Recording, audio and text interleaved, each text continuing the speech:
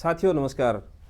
जब बात आज अपने गोट फार्मिंग पे चर्चा करेंगे तो जब भी गोट फार्मिंग की बात आती है तो 3 प्रकार की गोट ब्रीड होती है। एक होती है लार्ज ब्रीड यानी कि बड़े साइज़ की बकरियां, एक तो उनकी गोट फार्मिंग कर सकते हैं।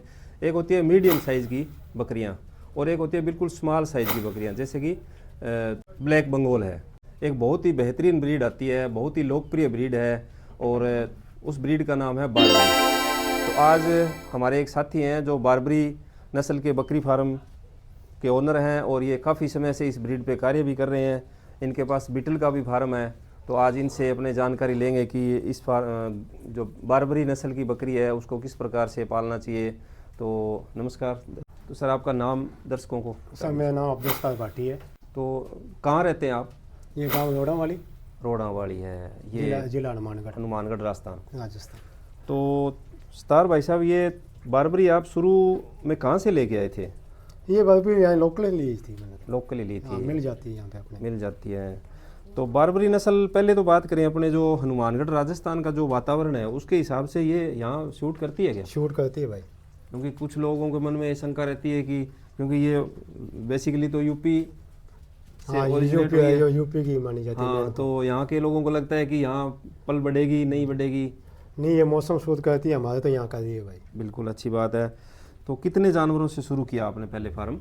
फार्म तो मैंने 10 जानवरों से किया था, लेकिन ये बारबरी तो अभी 2 साल ही हुए हैं डाली है मैंने। अच्छा, 2 साल हुए हैं, ठीक है। तो इसकी क्या पहले बात तो करें कि खिलाई पिलाई का क्या सिस्टम रहता है? इसका तो सबसे कम खर्चे वाली ब्रीड यही है, छोटे प्रोजेक्ट का ये सिस्टम है भाई। अच्छा, छोटे प्रोजेक्ट का है। और इसकी क्या विशेषताएं हैं? और ये मानो रहन सहन इनका बहुत कम है, खर्च कम है, कम खर्चा है और सब बच्चे ज़्यादा देती है। बच्चे ज़्यादा देती है। तो वैसे नॉर्मली तो बकरी 1 या 2 बच्चे देती है। ये 3 देती है। अच्छा, हाँ। बारबरी 3 बच्चे दे देती है? 3 बच्चे दे देती है। अच्छा, 3 बच्चे ये पाल लेती है क्या अपने दूध से? पालती है अपने खुद के दूध से। अच्छा, ठीक है। और साल में अपने जैसे एक औसत निकालें, साल में बकरी नॉर्मली अपने मानते हैं कि 2 बार भी आती है, तो बीच में कोई गैप या 1.5 साल में 2 बार या 15 महीने? जैसे ये मानो आप बीटल ले लो तो साल 15 महीने के औसत लगा के चलते हैं, साल नहीं लेते, बोल देते हैं साल को। ठीक है। वो 2 बारी, इसका 3 बारी है। अच्छा, ये 3 बार भी आ जाती है? 3 बारी। ये 21-22 दिनों बाद दोबारा लोड हो जाती है। अच्छा, ब्याने के 21-22 दिन बाद में दोबारा लोड हो जाती है। बकरी 5 महीने में बच्चा देती है। हाँ, ये बिल्कुल सही बात है आपकी। तो बहुत बढ़िया बात है। मतलब जल्दी जल्दी फार्म की संख्या बढ़ती है, बढ़ानी है अगर जल्दी, तो ज़्यादा बच्चे देने वाली अगर ब्रीड पे काम करना है तो उस व्यक्ति को बारबरी ब्रीड पे काम करना चाहिए। तो और इनके बारे में कोई खास, बारबरी क्यों पालें? जैसे कोई बीटल पे जाता है, कोई नहीं बीटल पे देखो, ये अपने ये जो छोटा प्रोजेक्ट का काम करना चाहता है ना, जैसे अपने बैट के हिसाब से, तो ये बारबरी में काम करे तो अच्छा है। किस प्रकार से मुनाफा किस प्रकार कमा सकते हैं? बच्चे बेचते हैं भाई। बच्चे बेचते हैं, मतलब जो मादा बकरियां हैं वो आप अपने पास ही रखते हैं। मादा भी सेल हो जाते हैं बच्चों में, जैसे बड़ी बकरियां रखी हुई हैं, ठीक है। कुछ बच्चे सेल हो जाते हैं, कुछ बच्चे बड़े करके बेच देते हैं। बच्चे किस एज के सेल हो जाते हैं? बच्चा 4 महीने का। 4 महीने का बच्चा उसके ऊपर सेल होता है। वो अपनी क्वालिटी अपने पे रखने पे डिमांड है, चाहे 2 साल का करके बेचो भाई। अच्छा, यानी कि 4 महीने का बच्चा, 4 महीने का सेल करने। 4 माह का जो बच्चा है बारबरी का, वो एक औसतन कितने रुपए में बिक जाता है? ऐसे 3500-4000 में। 4000 रुपए में एक बच्चा बिक जाता है नॉर्मली सेल मान के चलो। तो साथियों 3 या 4 बच्चे तक भी ये कह रहे हैं दे देती है, तो ये भी एक प्रॉफिटेबल बिजनेस है गोट फार्मिंग में बारबरी नस्ल पे भी। ऐसी कोई चीज़ है जो आप बताना चाहें कि जैसे मान लो बारबरी की कोई नेगेटिव बात हो, रोग वगैरह कोई ज़्यादा तो नहीं आते? नहीं, रोग दाग नहीं आते, नॉर्मल ही है सभी ब्रीड पे, एक नॉर्मल ही है। अच्छा। सबसे मेन बात तो वैक्सीन की है अपनी।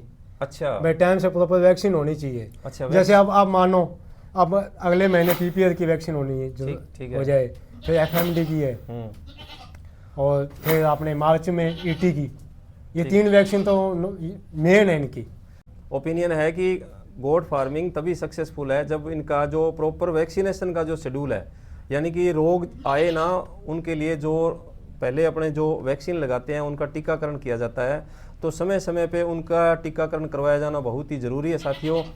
अगर अपने टीकाकरण करवाते हैं तो जो नुकसान देने वाली जो बीमारियां हैं, जिनसे कई बार अपने देखते हैं कि फार्म खाली हो जाते हैं, तो वो बीमारियां नहीं आती है, तो अपने इस गोट फार्मिंग से, बकरी पालन के व्यवसाय से अच्छा मुनाफा कमा सकते हैं। तो अगर आप बारबरी नस्ल के बारे में अगर किसी प्रकार की जानकारी लेना चाहते हैं तो स्टार भाई का फ़ोन नंबर मैं डिस्क्रिप्शन में डाल दूंगा, आप इनसे फ़ोन करके भी जानकारी ले सकते हैं ब्रीड के बारे में। और अन्य अगर गोट फार्मिंग से रिलेटेड बीटल या बारबरी या किसी भी प्रकार के, क्योंकि ये लंबे समय से इस फील्ड में है, तो आप इनसे जानकारी भी ले सकते हैं। तो मिलते हैं अगले वीडियो में जल्द ही, तब तक के लिए देखते रहिए पशु दर्शन, और आपका वीडियो देखने के लिए बहुत बहुत धन्यवाद।